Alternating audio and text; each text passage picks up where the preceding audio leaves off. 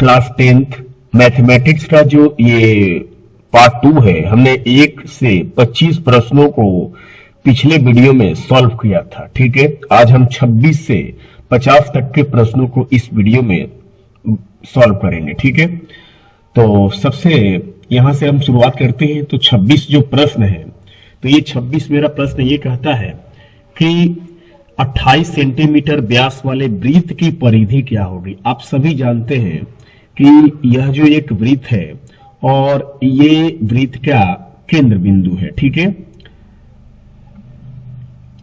ये वृत्त का केंद्र बिंदु है और इस केंद्र बिंदु से वृत्त पर के किसी भी बिंदु को जब आप मिलाते हैं तो वह वृत्त की त्रिज्या कहलाती है। ये सभी बच्चों को पता है। तो हमारा ये दिया हुआ है कि व्यास 28 सेंटीमीटर। आप सभी बच्चों को एक बार फिर से बता दें कि अगर आप इस केंद्र बिंदु से, ठीक है, और आप वृत्त के दो बिंदुओं को आप मिलाते हैं जो केंद्र बिंदु से होकर जाता है, तो यह जो रेखाखंड होती है यह वृत्त का व्यास कहलाती है। ठीक है, तो व्यास जो होती है वो त्रिज्या की क्या होती है, दुगनी होती है। ठीक है, जैसे आप समझ सकते हैं कि ये बिंदु ए हो गया और ये बिंदु बी हो गया, तो ये ए बी जो है ये वृत्त का क्या है, व्यास है। तो यहां से अगर ये केंद्र बिंदु O है तो ओ ए ये क्या कहलाएगी, त्रिज्या, और ओ बी ये भी क्या कहलाएगी, त्रिज्या। यानी कि हम कह सकते हैं कि जो व्यास होता है वो त्रिज्या की क्या होती है, वो दुगनी होती है। ठीक है, तो अगर व्यास 28 सेंटीमीटर है तो सीधी सी बात है कि त्रिज्या जो हो जाएगी वो 14 सेंटीमीटर हो जाएगी। ये आप सही बच्चों को आना चाहिए कि अगर व्यास हमारा 28 सेंटीमीटर है तो त्रिज्या जो हो जाएगी 14 सेंटीमीटर हो जाएगी। अब आपसे पूछा है कि परिधि क्या है। ठीक है, तो वृत्त की परिधि का सूत्र आप बचपन से रटते आ रहे हैं कि पाई 2 पाई आर होता है। ठीक है, और वृत्त का क्षेत्रफल होता है पाई आर स्क्वायर। तो वृत्त की परिधि 2 पाई आर होता है, 2 के 2 हो गया। पाई का मान जो होता है 22 बटा में आप 7 लेते हैं। ठीक है, और आर का मान कितना सेंटीमीटर है, 14 सेंटीमीटर है, और 7 से 14 दो बार में कट जाता है। ठीक है, 22 दूना 44, 44 दूना 88। तो इस प्रश्न का जो आंसर आया 88 सेंटीमीटर। आप चेक कर लीजिए कि ऑप्शन में कौन है। ठीक है, तो बी वाला आपका करेक्ट आंसर है। हम उम्मीद करते हैं कि आपको ये 26 नंबर सवाल जरूर समझ में आया होगा। अब 27 नंबर पे चलते हैं। कहता है कि वृत्त की सबसे लंबी जीवा कहलाती है। तो एक बार मैं फिर वृत्त से संबंधित कुछ बातें आपको रखना चाहता हूं कि ये वृत्त का केंद्र बिंदु है। ठीक है, और आप वृत्त के दो बिंदुओं को आप मिलाते हैं तो ये जो दोनों बिंदु होती है, जैसे ए और ये बी, ठीक है, तो इन वृत्त के दो बिंदुओं को मिलाने से जो ए बी बना ये वृत्त की जीवा कहलाती है। ठीक है, लेकिन अगर आप इसी को अगर केंद्र बिंदु से होकर ले जाएंगे, ठीक है, तो ये अगर आपका जो PQ है, ये PQ को हम कहेंगे व्यास। यानी कि जीवा में और व्यास में फर्क ये है कि जो व्यास होता है वो व्यास जो होता है वो केंद्र बिंदु से, मतलब कि वृत्त के दो बिंदुओं को जब आप मिलाते हैं तो वो अगर केंद्र बिंदु से होकर जा रहा है तो आप बोलेंगे कि उसे व्यास है वो। ठीक है, अगर केंद्र बिंदु से नहीं जा रहा है तो सीधी सी बात है कि वह जीवा है। ठीक है, तो आपसे पूछा है कि वृत्त की सबसे लंबी जीवा क्या कहलाती है। तो वृत्त की सबसे लंबी जीवा जो होती है वो व्यास कहलाती है, क्योंकि सबसे लंबी यही होती है। ठीक है, तो इस प्रश्न का आंसर आपका हो जाएगा 27 का बी नंबर हो जाएगा। ठीक है, अब 28 पे चलते हैं। लिखा है tan थीटा गुने कोट थीटा का मान क्या होगा। ठीक है, आप सही बच्चों को पता होगा कि tan थीटा गुने कोट थीटा बराबर होता है 1। उसी तरह से आपको यह भी पता होना चाहिए कि cos थीटा गुने सेक थीटा बराबर क्या होता है 1। ठीक है, उसी तरह से आपको यह भी पता होना चाहिए कि साइन थीटा गुने कोसेक थीटा बराबर क्या होता है 1। ठीक है, अब इन तीनों में से कोई भी तो पूछ सकता है ना, जरूरी थोड़ा है कि यही पूछ सकते हैं आपसे कि tan थीटा गुने कोट थीटा। हो सकता है कि अगले एग्जाम में आपसे अगले पेपर में पूछ दे cos थीटा गुने सेक थीटा का मान बताइए, है ना, साइन थीटा गुने कोसेक थीटा का मान बताइए। तो आप तीनों याद कर ले इसे। ठीक है, तो tan थीटा गुने कोट थीटा बराबर क्या होता है बच्चे, 1 होता है। ठीक है, अब 29 नंबर पे चलते हैं। देखिए 29 नंबर सवाल कहता है कि tan 35 डिग्री बटा में cot 55 degree plus cot 78 degree बटा में tan 12 डिग्री। ठीक है, तो आप सभी को पता होना चाहिए कि tan 90 माइनस थीटा बराबर क्या होता है, कोट थीटा। ठीक है, इसी तरह से अगर मैं यहां पर लिख दूं tan 90 माइनस, ठीक है, अगर 90 माइनस में यहां पर 55 लिख देता हूं तो यहां पर हो जाएगा कोट 55। सीधी सी बात है, क्योंकि tan 90 माइनस थीटा है तो आपने क्या लिखा, कोट थीटा लिखा। अगर मैं यहां पर tan 90 डिग्री, ठीक है, और माइनस में लिख देता हूं आपको 12 डिग्री, ठीक है। तो आप क्या लिख सकते हैं, आप यहां पर लिख सकते हैं कि cot 12 डिग्री, सीधी सी बात है ना। तो चलिए अब यहां पर देखिए tan 35 डिग्री बटा में क्या लिखा हुआ है, cot 55 डिग्री, ठीक है। तो cot 55 की जगह पर आप क्या लिख सकते हैं, tan 90 माइनस 55 लिख सकते हैं, है ना। तो tan 35 का tan 35 हो गया। अब बटा में आप यहां पर क्या लिख सकते हैं, tan 90 माइनस क्या लिख सकते हैं, 55 लिख सकते हैं। उसी तरह से कोट 78 है, ठीक है, और यह बटा में tan कितना है, 12 है। तो आप यहां पर ये भी कोई दोनों में से किसी को भी आप बदल सकते हैं। जैसे आप यहां पर ये भी लिख सकते हैं कि tan 90 माइनस 12 डिग्री, अब बटा में ये tan 12 को ऐसे ही छोड़ दे, है ना। तो आप यहां पर देखें tan 35, ठीक है, ये 90 में से 55 हटा, ये भी 35, यानी tan ये भी 35 प्लस 90 में से 12 घटा दीजिए तो कितना आंसर आएगा। आप यहां पर देखिए 90 में से, अच्छा यहां पर कॉट है ना, क्या है कॉट, तो आप यहां पर कॉट लिख दीजिए, ठीक है। तो कॉट 90 माइनस 12 तभी तो 78 आएगा। अब बताइए कॉट 90 माइनस थीटा क्या होता है, tan थीटा, यानी tan 12 हो जाएगा। नीचे भी क्या हो जाएगा, tan 12। तो सीधी सी बात है ये दोनों कट जाएगा, तो ये दोनों रिजल्ट में 1-1 देगा, यानी 1 और 1 कितना हो जाएगा, 2 हो जाएगा। हो सकता है कुछ आपको इसमें कंफ्यूजन हो, लेकिन कंफ्यूजन नहीं करना है आपको। फिर से मैं बता दूं कि देखो tan 90 माइनस थीटा बराबर क्या होता है, cot थीटा, ठीक है। तो आप यहां पर देखो ये 90, ये 55 और 35, ठीक है, इसको जोड़ दो जरा, 55 और 35, 5 5 10 के 0 हासिल, 5 3 8 9, 90 डिग्री आ गया। इसे भी जोड़ो, 78 और 12 जोड़ो, तो इसे भी जोड़ने पर कितना आएगा, 90 आएगा। तो सीधी सी बात है tan cot रहेगा तो इसका रिजल्ट क्या होगा, सीधा कटा दो 1 होगा, इसको भी कटा दो 1 होगा, तो 1 कितना आ जाएगा, 2 हो जाएगा, ठीक है। इस तरह से आप करके आप इन सवालों को लगा सकते हैं। 29 का आंसर जो होगा आपका 2 होगा, ठीक है, सी नंबर। अब उसी तरह से यहां पर लिखा है कि साइन थीटा बराबर a बटा b, तो कॉस थीटा का मान क्या होगा। आप सभी बच्चों को ये पता है कि sine square theta plus cos square theta बराबर क्या होता है, 1, ठीक है। इसी तरह से आप हर फॉर्मूले को याद रखें। जैसे आपको ये भी याद रखनी चाहिए कि cosec square theta minus cot square theta बराबर 1। उसी तरह से ये भी याद रखें sec square theta minus tan square theta बराबर 1, ठीक है, ये जरूर याद रखें। चलिए अब हमारा सवाल इस पर बनेगा, ठीक है, इस पर बनेगा sine square theta plus cos square theta बराबर 1। तो हम अगर कहें कि कॉस स्क्वायर थीटा बराबर क्या हो जाएगा, तो 1 माइनस क्या हो जाएगा, साइन स्क्वायर थीटा, ठीक है। तो कॉस स्क्वायर थीटा बराबर हो जाएगा 1 माइनस, अच्छा साइन स्क्वायर थीटा, तो साइन थीटा का मान कितना है, a बटा b, तो यहां पर हो जाएगा a स्क्वायर बटा b स्क्वायर, है ना। अब चलिए फिर आगे बढ़ जाइए, तो आगे बढ़ते हैं। तो कॉस स्क्वायर थीटा बराबर हो जाएगा b स्क्वायर में 1 से गुना हुआ तो b square minus a square बटा में क्या हो जाएगा, b स्क्वायर। अच्छा स्क्वायर हटता है बच्चे, तो आप सभी जानते हैं कि स्क्वायर जो हटता है तो यहां पर रूट हो जाता है ना। तो आप यहां पर रूट दे दीजिए, b square minus a square बटा में क्या हो जाएगा, b स्क्वायर। तो ये b square minus a square, ये तो रूट में ऐसे ही रहेगा, b square minus a square. ये जो b स्क्वायर है ये रूट में से बाहर चलाएगा तो b हो जाएगा, ठीक है ना। तो इस तरह से आपका आंसर जो हो जाएगा वो कौन सा हो जाएगा, बी नंबर हो जाएगा, ठीक है। चलिए अब आगे हम बढ़ते हैं 31 नंबर प्रश्न पे। लिखा है साइन थीटा बराबर 1 बटा 2, तो कॉट थीटा बराबर क्या होगा। आप थोड़ा सा ध्यान दीजिए कि साइन थीटा बराबर 1 बटा 2, ठीक है। अब थोड़ा सा रिमेंबर करिए कि साइन थीटा में कितना का मान 1 बटा 2 होता है, तो आपको पता चलेगा साइन 30 डिग्री का मान 1 बटा 2 होता है, ठीक है। तो अब तुलना कर दीजिए, तो देखिए यहाँ पर साइन, यहाँ पर साइन, यहाँ थीटा, यहाँ 30 डिग्री, तो सीधी सी बात है कि थीटा बराबर कितना आ गया, तो थीटा बराबर 30 डिग्री आ गया, ठीक है। तो जब थीटा का मान हमको पता चल गया तो हम क्या, हम कॉट थीटा का मान नहीं निकाल सकते हैं। तो कॉट यहां पर हो जाएगा कितना डिग्री, 30 डिग्री। अब कॉट 30 का जो मान होता है, ठीक है, तो आप ये भी याद रखें कि tan 30 का जो मान आपने याद रखा था वो होता है 1 बटा रूट में 3। तो कॉट 30 के लिए क्या हो जाएगा, रूट में 3 बटा 1, यानी कि रूट 3 हो जाएगा, ठीक है ना। तो इस तरह से आपका करेक्ट आंसर जो हो जाएगा वो बी नंबर हो जाएगा, ठीक है। अब हम बात करते हैं 32 नंबर की।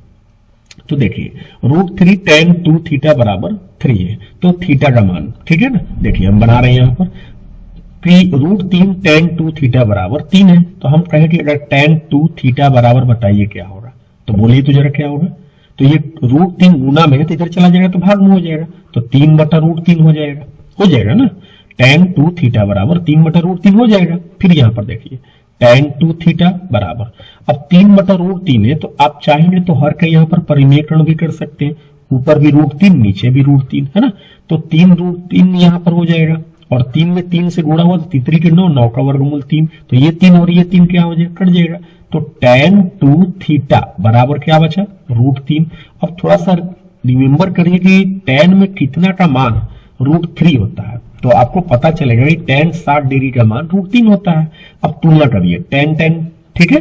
तो यहां पर क्या है 2 थीटा और यहां पर क्या है 60 डिग्री, तो तुलना करने पर आपको पता चला कि 2 थीटा बराबर 60 डिग्री। तो सीधी सी बात है, थीटा बराबर क्या हो जाएगा, 60 डिग्री बटा में 2, कटा दीजिए इसे, कितने डिग्री आ जाएगा, 30 डिग्री आ जाएगा।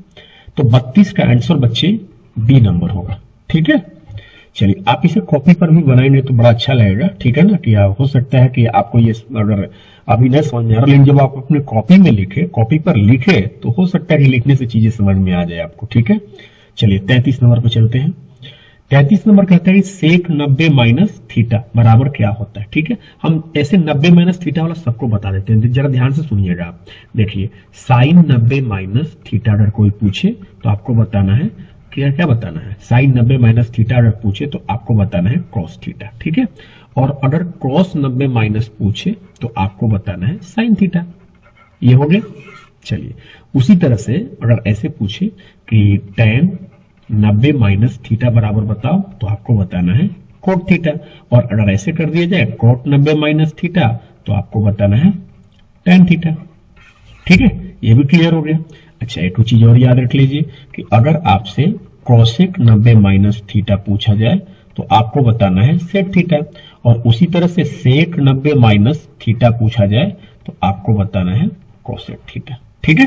तो अब देख लीजिए कि इन 6 में आपको ये जो 33 नंबर जो सवाल है ये किस पर दिया हुआ है, तो आपको पता चलेगा कि ये इस पर दिया हुआ है ना। तो सीधी सी बात है कि आपको रिजल्ट पता चल गया कि बी नंबर होगा, है ना। आप इसे प्लीज अपने कॉपी पे उतार लीजिए इन सूत्रों को।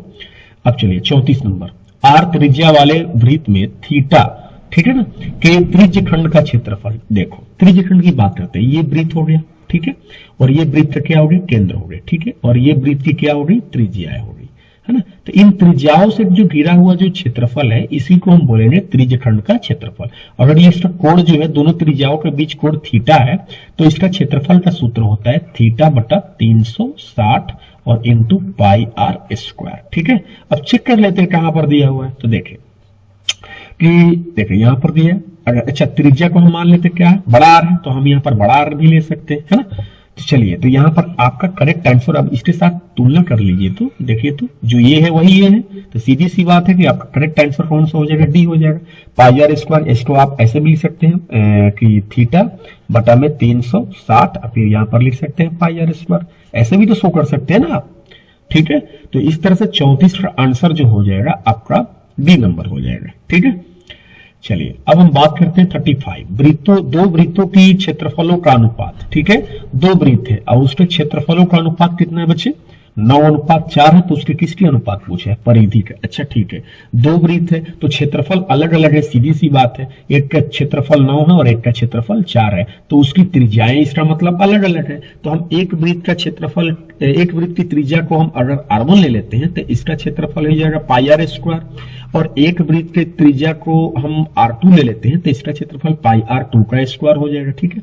और बराबर में क्या है, क्षेत्रफल कितना है, 9/4, ये अनुपात दिया हुआ है। अब पाई पाई कटाइए, स्क्वायर हटा तो स्क्वायर हटा तो r1/r2, तो ये रूट में चला जाएगा 9/4, और 9 का वर्गमूल 3 और 4 का वर्गमूल 2, है ना। तो आपका त्रिज्याओं का अनुपात अभी आ गया। अभी अनुपात किसका आया, त्रिज्याओं का अनुपात आया, लेकिन आपसे किसका अनुपात पूछा है, परिधि का अनुपात पूछा है ना। तो परिधि का सूत्र क्या होता है, 2πr, तो यहां पर हो जाएगा 2πr1 और यहां पर हो जाएगा 2πr2, है ना, क्योंकि आपसे किसका अनुपात पूछा है, देखिए तो परिधि का अनुपात पूछा है ना। और वृत्त की परिधि का सूत्र क्या होता है बताइए मुझे, 2πr, है ना। तो एक वृत्त की त्रिज्या r1 है तो क्या 2πr1 नहीं हो सकता क्या, और दूसरे वृत्त की त्रिज्या r2 है तो 2πr2 हो जाएगा, ठीक है। अब देखिए 2 से 2 कटा, पाई से पाई कटा, तो सीधी सी बात है क्या आ गया, r1/r2, यानी कि वही वाला अनुपात आ गया, 3/2, यानी कि 3:2 आ गया, ठीक है, तो चेक कर लीजिए कौन सा आंसर हो जाएगा आपका ए नंबर। इसका मतलब ये है कि इससे हम ये सीख लिए कि 35 नंबर में अगर क्षेत्रफलों का अनुपात दिया है और जो अनुपात त्रिज्याओं का आ रहा है वही अनुपात परिधियों का आ रहा है, तो सीधी सी बात है कि अब हम क्या करेंगे कि अगर त्रिज्याओं का अनुपात निकाल दे तो सीधी सी बात है वही अनुपात परिधि का हो रहा है ना, क्योंकि 2 पाई भी तो कट जाएगा ना। ठीक है, 36 नंबर और देखते हैं अब।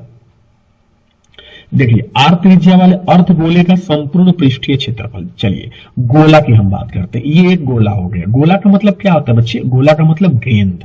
ठीक है, ये गोला हो गया। अच्छा, गोला का संपूर्ण पृष्ठीय क्षेत्रफल होता है 4 पाई आर स्क्वायर। लेकिन यहां पर देखिए गोला की बात नहीं कर रहा है, ये अर्धगोला की बात कर रहा है। ये गोला है आपका, ठीक है, और अगर आप बीच से आधा हिस्सा कर देते हैं तो ये इस तरह से कटोरी टाइप का बनता है। ये एक अर्धगोला हो गया। ठीक है, तो ये अर्धगोला हो गया। अच्छा, अर्धगोला का क्या होगा? जब 4 पाई आर स्क्वायर पूरा गोला का है तो अर्धगोला के लिए क्या हो जाएगा? 2 पाई आर स्क्वायर हो जाएगा ना। लेकिन ये क्या बोला है? ये भी देखिए तो संपूर्ण पृष्ठीय क्षेत्रफल। तो इसका मतलब कि ऊपर से ये जो खुला हुआ भाग है इसको आपको क्या करना है? ढक देना है, यानी कि एक वृत्ताकार ढक्कन लगा देना है। और वृत्त का क्षेत्रफल क्या होता है? पाई आर स्क्वायर। तो यहां पर पाई आर स्क्वायर एक और जुड़ जाएगा, तो 2 पाई आर स्क्वायर और एक और पाई आर स्क्वायर। कितना पाई आर स्क्वायर हो गया? 3 पाई आर स्क्वायर। तो इसका करेक्ट आंसर जो होगा वो हो जाएगा ए नंबर, 3 पाई आर स्क्वायर। सभी बच्चे समझे? अगर अर्धगोला का वक्र पृष्ठीय क्षेत्रफल पूछता तो इसका मतलब ढक्कन नहीं था। अगर संपूर्ण पूछ दिया तो इसका मतलब इसके ऊपर ढक्कन लगाना पड़ेगा। तो ढक्कन कैसा होता है? वृत्ताकार होगा। तो वृत्ताकार होगा तो एक वृत्त का क्षेत्रफल क्या होता है? पाई आर स्क्वायर। तो 2 पाई आर स्क्वायर पहले से था और एक पाई आर स्क्वायर फिर हो गया, तो 2 पाई आर स्क्वायर एक और pi R square, 3 pi R square. तो संपूर्ण पृष्ठीय क्षेत्रफल 3 pi R square. 2 pi R square कब होगा? जब आपसे पूछता यहां पर कि वक्र पृष्ठीय क्षेत्रफल निकाले, तब हम कहते कि हाँ ये वाला होगा। ठीक है, अभी संपूर्ण पृष्ठीय क्षेत्रफल पूछा है तो हम क्या बोलेंगे? 3 पाई आर स्क्वायर होगा। अगर सिर्फ गोला की बात करता है कि गोला का संपूर्ण पृष्ठीय क्षेत्रफल, तो 4 पाई आर स्क्वायर हो जाता है। ठीक है, चलिए अब हम बात करते हैं 37 नंबर। किसी बेलन की आधार की त्रिज्या, अच्छा ये बेलन है, ठीक है, तो ये बेलन हो गया, ठीक है ना, और इसकी त्रिज्या कितनी दी हुई है? 2 सेंटीमीटर, और ऊंचाई कितनी सेंटीमीटर दी हुई है? h बराबर 14 सेंटीमीटर।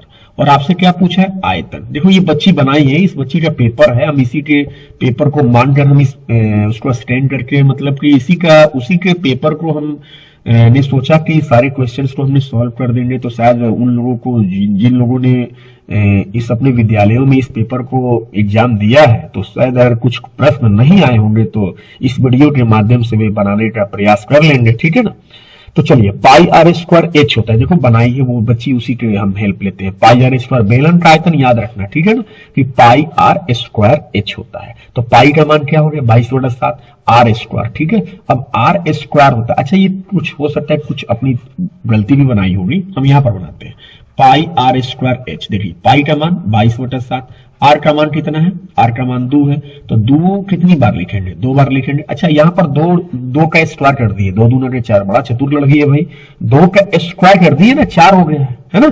चलिए अब एच कितना है? एच है आपका 14 सेंटीमीटर, तो आप यहाँ पर 14 लिख दीजिए। ठीक है, अब चलिए 7 से 14 कितनी बार में कट जाएगा? 2 बार में, तो 2 दूना 4, 4 दूना 8, 8 दूना 16, 6 80 लेके 8 दूना 16, 8 17, कितना हो जाएगा? 176।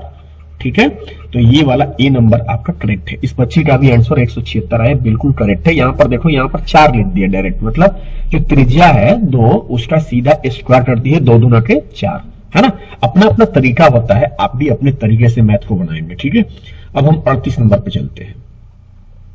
देखिए 38 नंबर कहता है किसी गोले का व्यास 14 सेंटीमीटर। तो जब व्यास 14 सेंटीमीटर है तो आंख बंद करके त्रिज्या बता दो क्या होगा? बता दो, आधा होता है तो यहां पर त्रिज्या हो जाएगा 7 सेंटीमीटर, है ना। तो अब इसका आयतन पूछा है, तो गोला का आयतन बच्चे होता है 4/3 पाई आर क्यूब। तो 4/3 हो गया। पाई का मान क्या होता है? 22/7, और आर कितना है? 7 है, तो कितनी बार लिखेंगे आप? 3 बार लिखेंगे, ठीक है। 8 7 से ये 8 7 क्या हो जाएगा, कट जाएगा। चलिए अब 7 में 7 से गुना हुआ 49, है ना, और 22 चौके 88। तो आप एक काम करिए, 88 में और 49 ले क्या कर दीजिए, गुना कर दीजिए। 9 8 72 के 2 हासिल 7, 9 8 72 और 7, ठीक है, 79 हो गया ना। 4 8 32 के 2 हासिल 3, 4 8 32 और 3 35 हो गया। 2 के 2, 9 2 11 के 1 हासिल 7 5 12 तेरे 3 हासिल 3 1 4, तो 4312। तो 4312 यहाँ पर दिया हुआ है, ठीक है। और बटा में देखिए यहाँ पर क्या बचा है, 3, तो बटा में 3 भी लिखना है आपको। यानी कुल मिला के हमारा करेक्ट आंसर कौन सा हो जाएगा, सी नंबर हो जाएगा, है ना। चलिए आगे बढ़ते हैं। 38 का आंसर कौन सा हो जाएगा बच्चे, सी नंबर। अब हम बात करते हैं कि 39 नंबर, कहते हैं शंकु की आधार की त्रिज्या, ठीक है, शंकु। आइए शंकु पर एक सवाल भी बना लेते हैं। ये एक शंकु हो गया, ठीक है, और ये जो शंकु की क्या कहलाएगी, ऊंचाई कहलाती है, और ये जो होती है वो तिर्यक ऊंचाई कहलाती है, और ये जो होती है ये त्रिज्या कहलाती है, ठीक है। तो आर हमारा कितना दिया हुआ है, 5 सेंटीमीटर, और ऊंचाई कितना दिया हुआ है, 12 सेंटीमीटर। तो इससे पूछा है कि वक्र पृष्ठीय क्षेत्रफल क्या होगा, ठीक है। तो शंकु का वक्र पृष्ठीय क्षेत्रफल, उसका सूत्र होता है पाई आर एल, ठीक है। क्या होता है, पाई आर एल। तो यहां पर तो आपको आर पता है, एच पता है ना, एल तो पता नहीं है, तो एल का आप निकाल सकते हैं रूट में H square plus R square, ठीक है, ये सूत्र होता है। तो एच का मान कितना है बच्चे, एच का मान 12 है, तो 12 का स्क्वायर करिए तो 144 प्लस फिर आर का स्क्वायर, आर कितना है 5 5 25 25, तो आप इसे जोड़ दीजिए 8 6 9, 869 हो गया जोड़ने पर। अब 869 का वर्गमूल कितना होता है, 13 होता है। तो चलिए अब हमारा एल का भी मान पता चल गया, तो अब क्या करना है, अब आपको सूत्र पे रख देना है। यहाँ पर देखिए सभी ऑप्शंस में पाई को पाई ही छोड़ दिया है, तो आप भी पाई छोड़ दीजिए। और आर का मान कितना है, आर का मान आपका 5 है, तो 5 ले लीजिए। एल का मान कितना है, आया है 13 आया है, तो 13 लिख दीजिए, ठीक है।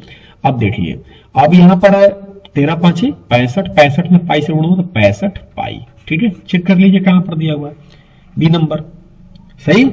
तो इस तरह से आपका करेक्ट आंसर जो होगा वो बी नंबर होगा। अब हम बात करेंगे 40 नंबर की। आई होप कि आप सभी को समझ में आया होगा, ठीक है। अगर आप सभी को आ रहा है ये सारे क्वेश्चंस जो मेरे द्वारा बताए जा रहे हैं, तो प्लीज आप एक बार लाइक कर दीजिए वीडियो को, ठीक है। चलिए आगे समझते हैं 40 नंबर। यदि किसी घन की एक भुजा 5 सेंटीमीटर है, कितनी सेंटीमीटर है, 5 सेंटीमीटर, तो इसका संपूर्ण पृष्ठीय क्षेत्रफल क्या होगा। देखो घन का संपूर्ण पृष्ठीय क्षेत्रफल होता है 6 गुने भुजा स्क्वायर, है ना। तो 6 का 6 हो गया। अब भुजा कितनी है, 5 सेंटीमीटर, तो अच्छा 5 सेंटीमीटर कितनी बार लिखा जाएगा, 2 बार लिखा जाएगा, है ना, क्योंकि भुजा स्क्वायर है तो 2 बार लिख देना है। तो 5 5 25, अब 25 में 6 से गुणा हुआ, तो 25 में 6 से गुणा हुआ तो कितना हो जाएगा, 150 हो जाएगा। और सेंटीमीटर स्क्वायर कर दीजिए गुणा, 25 में 6 से कर दिए, 6 5 30 के 0 हासिल 3, 6 2 12 3 15, और सेंटीमीटर सेंटीमीटर सेंटीमीटर स्क्वायर हो जाएगा। कौन सा आंसर हो जाएगा आपका, ये नंबर हो जाएगा, ठीक है। चलिए अब आगे बढ़ते हैं 41 नंबर। 41 कहते हैं कि प्रथम 20 विषम प्रकृत संख्याओं का योग बताइए। आप एपी और एपी पढ़े होंगे, तो एपी का एनवा पद का सूत्र आपको पता होगा, a plus N minus 1 into D होता है, ठीक है। और आपको ये भी पता होगा कि इन पदों का योगफल का सूत्र होता है n बटा में 2a plus N minus 1 into D, ये पता है दोनों। तो इन्हीं दोनों की हेल्प, मतलब इसी की हेल्प से आप इस सवाल को बना दीजिए। जैसे देखिए प्रथम विषम प्रकृत संख्या, 20 विषम प्रकृत संख्या, ठीक है। तो सबसे छोटी विषम संख्या कौन सी है, 1 है, 1 के बाद विषम संख्या 3, 3 के बाद 5, 5 के बाद 7, और ऐसा ही चला जाएगा कितने तक, 20 पदों तक, ठीक है।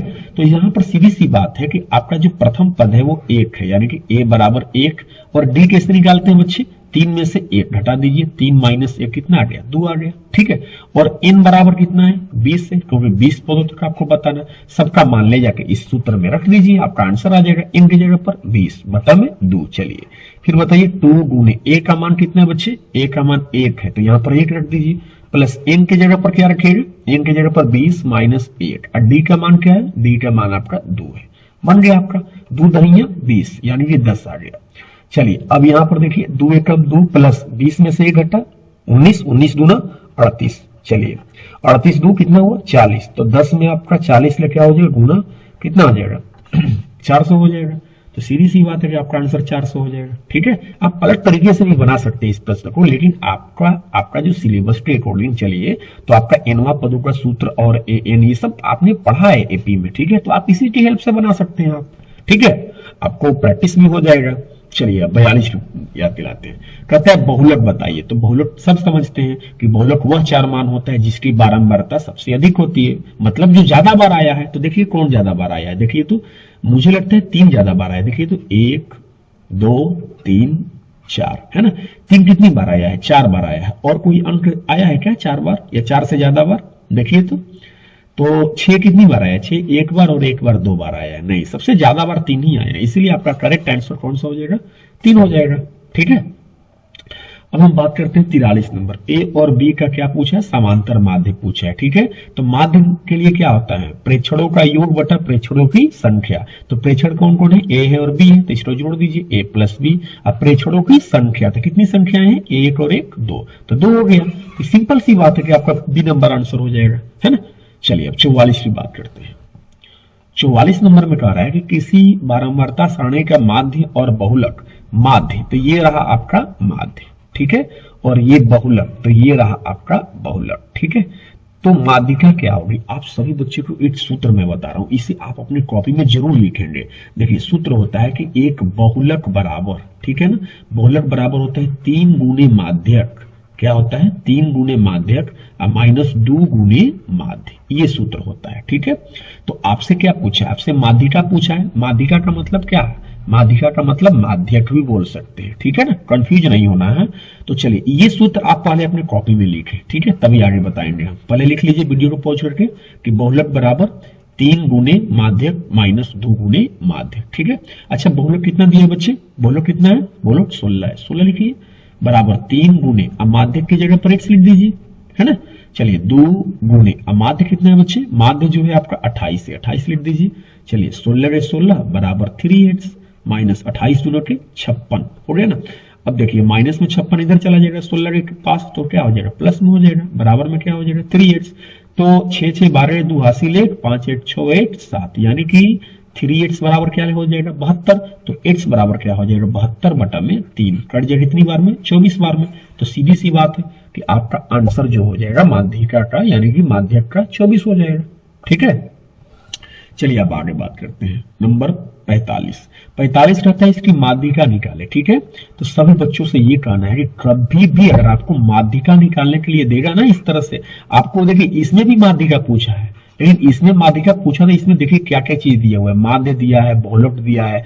तो इस प्रश्न में इस तरह से माध्यिका बना पूछा है, तो मैंने इस सूत्र की हेल्प लिया। ठीक है ना, लेकिन इसमें सिंपल सी बात है, सिंपल सा क्वेश्चन है कि माध्यिका निकाले। ठीक है, तो ऐसे प्रश्नों के लिए सबसे पहले आप क्या करेंगे कि इसे आरोही क्रम या अवरोही क्रम में सजाएंगे। ठीक है, मैं सजा दे रहा हूं कौन से क्रम में, आरोही क्रम। तो सबसे पहले छोटा कौन सा है बच्चे, सबसे पहले छोटा 1 है। देखो ये बच्ची बनाई है, इसी के द्वारा जो बनाई है उसी को देख लेते हैं। देखो सबसे छोटा इसमें 1 है, 1 लिखिए। फिर उसके बाद बड़ा, उससे बड़ा कौन है, 2 है, 2 से बड़ा कौन है, 4 है, 4 लिखिए। 4 से बड़ा कौन है, 5 लिखिए। 5 से बड़ा कौन है, 6 लिखिए। 6 से बड़ा कौन है, 7 लिखिए। 7 से बड़ा कौन है, 9 लिखिए। ठीक है, तो आपको इसमें माध्यिका निकालना है। तो सबसे पहले ये होता है, माध्यिका की परिभाषा होती है कि चरों को आरोही या अवरोही क्रम में सजाने पर जो बीच वाला मान होता है वही माध्यिका होती है। ठीक है, तो देखिए ये बीच वाला, ये 3 इधर कर दीजिए, ये 3 इधर कर दीजिए, बताइए तो।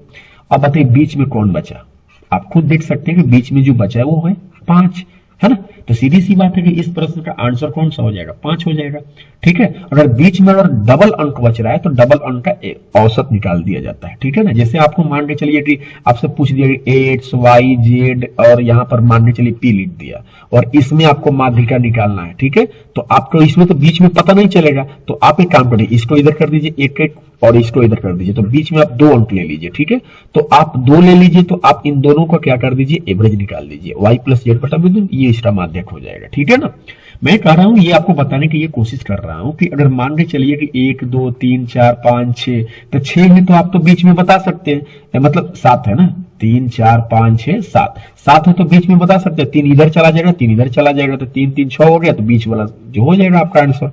तो अगर आपको मानने चलिए कि ये 6 ही अंक हो तो आप कैसे बीच में बताएंगे, तो आपको क्या करना है कि जब 6 ही अंक हो, ठीक है ना, तो आपको ऐसा करना है कि 6 अंक हो, तो जैसे मानने चलिए कि यहाँ पर दिए हुए 2 7 4 9 5 6, यही इतना दिया हुआ है, तो इसको आरोही क्रम में सजाएंगे। तो इसमें आरोही क्रम में सजाएंगे, सबसे पहले छोटा कौन है, 2, 2 से बड़ा कौन है, तो 2 से बड़ा आपका जो है 4 हो जाएगा। 4 से बड़ा कौन है, 5, 5 से बड़ा कौन है, 6, 6 से बड़ा कौन है, 7, 7 से बड़ा कौन है 9, ठीक है।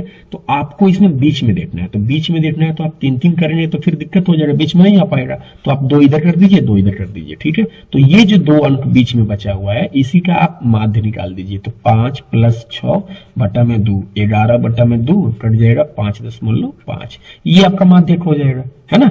लेकिन 45 नंबर क्वेश्चन के लिए माध्यक आपका कौन सा हो जाएगा, 5 हो जाएगा, ठीक है। चलिए आगे बढ़ते हैं। 46 नंबर, निम्नलिखित में से कौन सी संख्या एक घटना की प्रायिकता नहीं हो सकती। देखिए आप सभी बच्चों को मैं ये बता दूं कि प्रायिकता जो होती है ना वो 0 से लेकर 1 तक होती है।